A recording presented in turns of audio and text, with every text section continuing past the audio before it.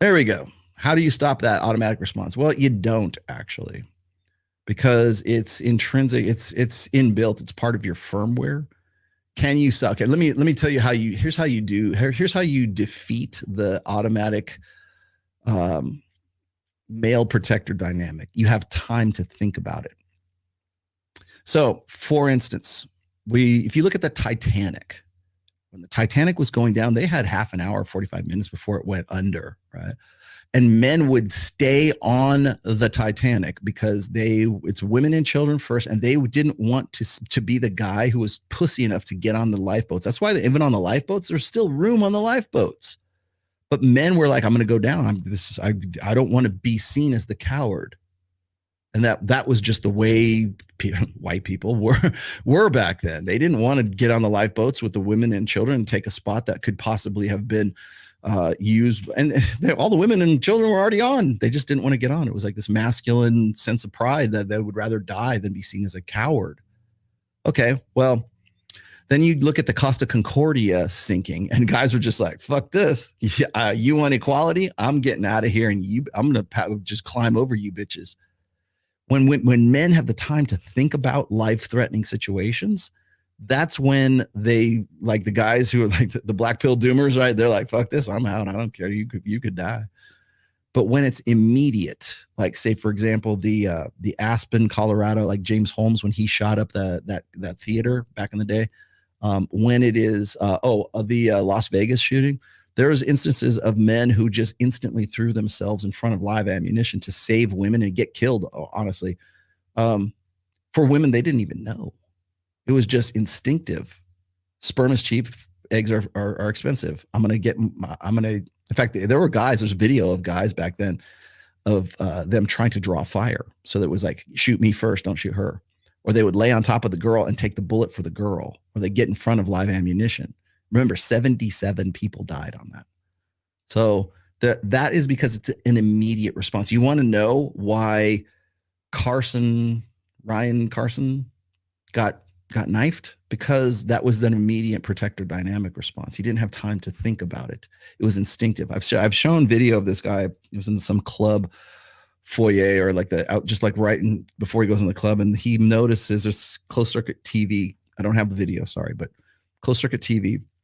It shows this guy who's kind of sitting there minding his own business on the phone. He sees this fight about to happen between this guy and his girlfriend. And the dude looks up, and he's like, he puts himself physically, interjects himself between the soon-to-be hostile boyfriend and the girlfriend. The hostile boyfriend, who is probably drunk, whips out a small firearm and just blows him away, shoots him in the gut. He's dead because of that protector dynamic. And you know who she left the club with? The boyfriend, to escape, to get out. Oh my God, you just killed this guy? Yeah, I did. Okay, well, let's go.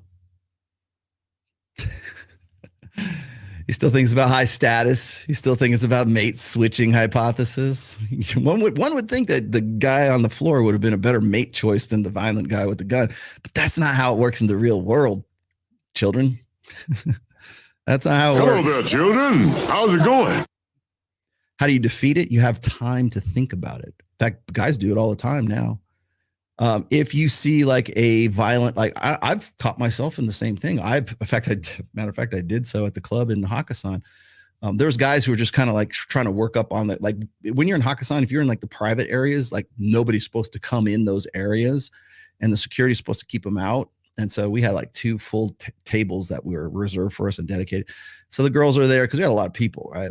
And I know some of these guys who I could tell they're drunk, and because I have worked in those situations. I worked in wine and spirits for 25 years. I see the signs, and these guys are trying to rub up on these girls and push around. And the girls are just like, they're scared. They're not having it. So I put myself literally in between some drunk fuck and the fuck was her name?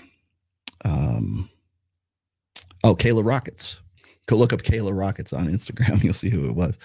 I pushed myself in front of, like, in between the two of them, because I didn't want that dude like fucking, doing anything to her, and then having to, but basically the reason I'm doing this, not so much to protect her as it is to like sort of protect the situation, because I didn't want to have the security have to come in and make a big deal out of this and to pull the motherfucker out of there, which they did, but they did it on the sly rather than like make a big deal out of it. So they got that guy out. But I put myself physically between him and her, and I could have been stabbed or punched or whatever for doing that because I could tell the guy was drunk. And I've been in those situations many times, and I am situationally aware in those because I don't drink.